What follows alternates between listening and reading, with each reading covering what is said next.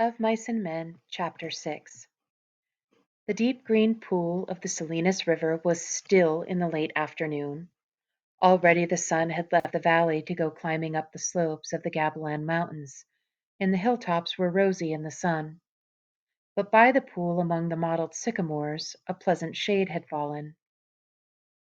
A water snake glided smoothly up the pool, twisting its periscope head from side to side, and it swam the length of the pool and came to the legs of a motionless heron that stood in the shallows. A silent head and beak lanced down and plucked it out by the head, and the beak swallowed the little snake while its tail waved frantically. A far rush of wind sounded, and a gust drove through the tops of the trees like a wave.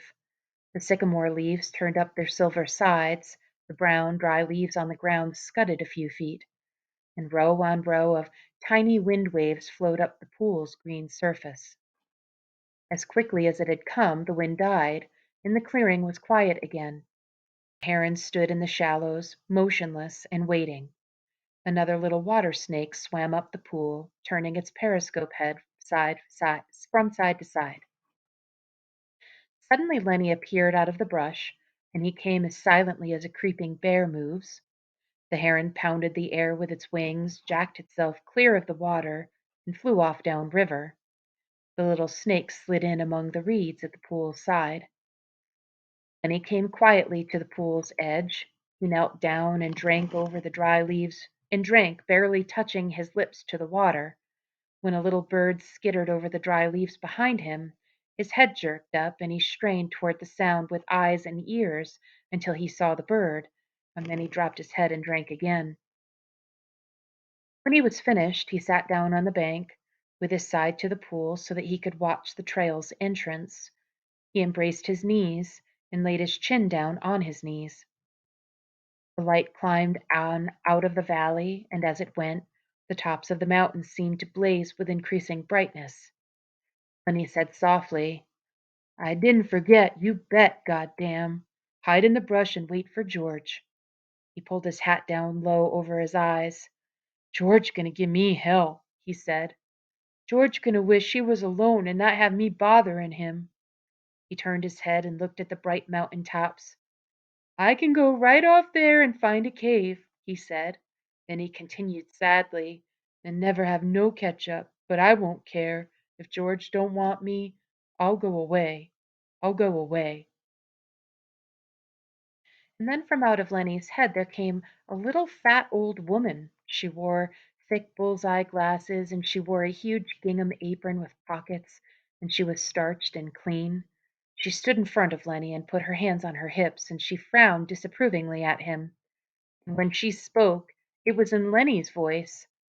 "I tole you and I tole you," she said.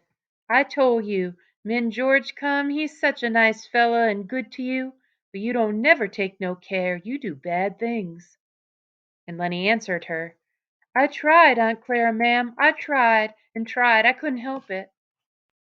"You never give a thought to George," she went on in Lenny's voice. "He been doing nice things for you all the time. When he got a piece of pie, you always got half or more'n half, and if it was any catsup, why, he'd give it all to you." "I know," said Lenny miserably.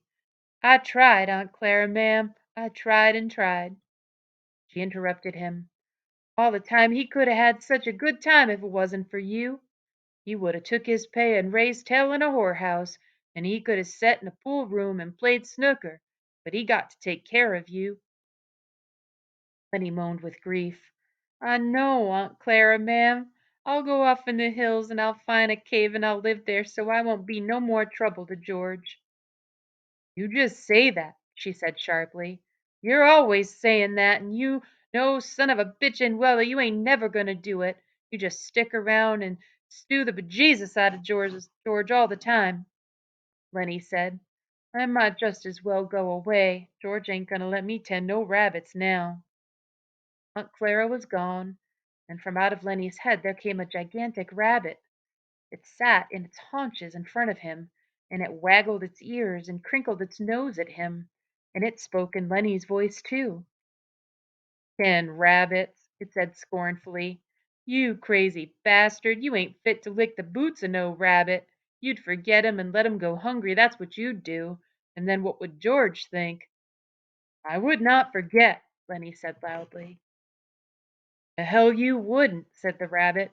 "You ain't worth a greased jackpin, ram you to hell. Christ knows George done everything he could to jack you out of the sewer, but it don't do no good. If you think George's gonna let you tend rabbits, you're even crazier than usual. He ain't. He's gonna bear hell out of you with a stick, that's what he's gonna do." Now Lenny retorted belligerently, "He ain't neither. George won't do nothin' like that. I never knew George since I forget when, and he ain't never raised his hand to hit you with a stick. He's nice to me. He ain't gonna be mean."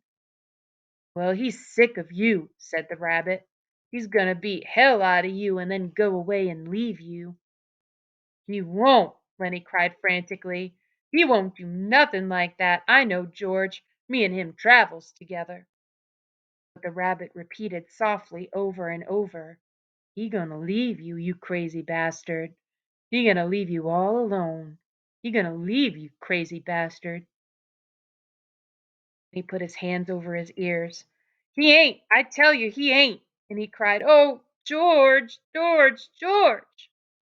George came quietly out of the brush, and the rabbit scuttled back into Lenny's brain. George said quietly, "What the hell you yellin' about?" Lenny got up on his knees.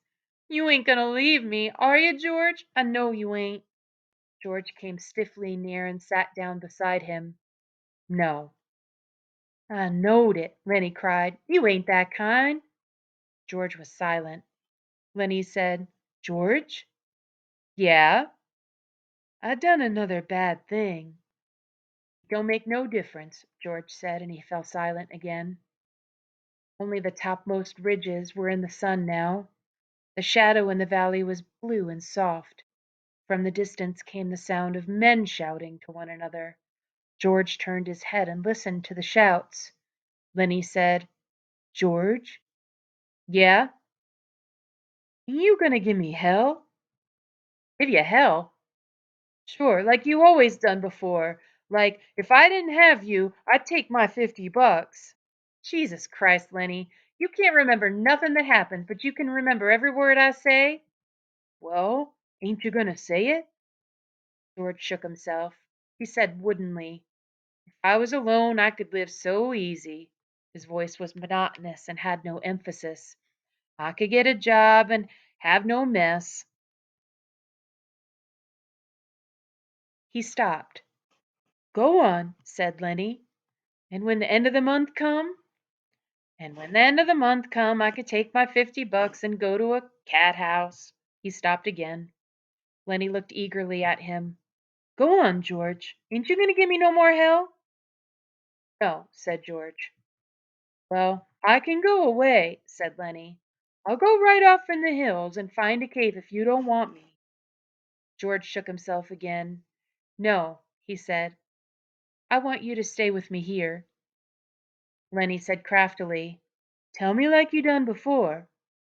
"Tell you what?" "About the other guys and about us." George said, "Guys like us got no family. They make a little stake and then they blow it, and they ain't got nobody in the world that gives a hoot in the hell about them." "But not us," Lenny cried happily. "Tell about us now." George was quiet for a moment. "But not us," he said. "Because?" "Because I got you and I got you. We got each other, and that's gives a hoot in the hell about us," Lenny cried in triumph. A little evening breeze blew over the clearing, and the leaves rustled, and the wind waves flowed up the green pool. And the shouts of men sounded again, this time much closer than before. George took off his hat. He said shakily, "Take off your hat, Lenny. The air feels fine." Then he removed his hat dutifully and laid it on the ground in front of him. The shadow in the valley was bluer, and the evening came fast. On the wind the sound of crashing in the brush came to them. Lenny said, "Tell how it's gonna be." George had been listening to the distant sounds. For a moment he was businesslike. Look across the river. Lenny, and I'll tell you so you can almost see it. Lenny turned his head and looked off across the pool and up the darkening slopes of the Gabilands. We gonna get a little place, George began, and reached in his side pocket and brought out Carlson's Luger. He snapped off the safety, and the hand and gun lay on the ground beside Lenny's back. He looked at the back of Lenny's head, at the place where the spine and skull were joined. A man's voice called up from the river, and another man answered. Go on, said Lenny. George raised the gun, and his hands shook, and he dropped his hand to the ground again. Go on, said Lenny. How's it gonna be? We're gonna get a little place? We'll have a cow, said George, and we'll have maybe a pig and chickens, and down the flat we'll have a little piece of alfalfa. For the rabbits, Lenny shouted. For the rabbits, George repeated. And I get to tend the rabbits. And you get to tend the rabbits, Lenny giggled with happiness, and live on the fat of the land. Yes. Lenny turned his head. No, Lenny, look down across the river like you can almost see the place. Lenny obeyed him. George looked down at the gun. There were crashing footsteps in the brush now. George turned and looked toward them. Go on, George. When we going to do it? Gonna do it soon. Me and you. You and me. Everybody gonna be nice to you. Ain't gonna be no more trouble. Nobody gonna hurt nobody nor steal from 'em. Lenny said, I thought you was mad at me, George. No, said George. No, Lenny, I ain't mad at you. I ain't never been mad, and I ain't now. That's a thing I want you to know. The voices came close now. George raised the gun and listened to the voices. Lenny begged, so let's do it now. Let's get that place now. Sure, right now. We gotta. And George raised the gun and steadied it, and he brought the muzzle of it close to the back of Lenny's head. Hands shook violently, but his face set and his hand steadied. He pulled the trigger. The crash of the shot rolled up the hills and rolled down again. Lenny jarred and then settled slowly forward to the sand, and he lay without quivering. George shivered and looked at the gun, and then he threw it from him, back up on the bank near the pile of old ashes. The brush seemed filled with cries and with the sound of running feet. Slim's voice shouted, George! Where you at, George? But George sat stiffly on the bank and looked at his right hand that had thrown the gun away. The group burst into the clearing, and Curly was ahead. He saw Lenny lying in the sand. Got him, by God! He went over and looked down at Lenny, and then he looked back at George. Right in the back of the head, he said softly. Slim came directly to George and sat down beside him, sat very close to him. Never you mind, said Slim. A guy got to sometimes. Carlson was standing over George. How'd you do it? He asked. I just done it, George said tiredly. Did he have my gun? Yeah, he had your gun. And you got it away from him and you took it and you killed him? Yeah, that's how. George's voice was almost a whisper.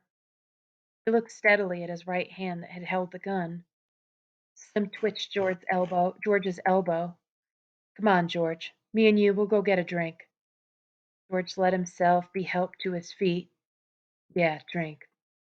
Slim said, You hadda, George. I swear you hadda. Come on with me. He led George into the entrance of the trail and up toward the highway. Curly and Carlson looked after them, and Carlson said, Now what the hell you suppose is eating them two guys?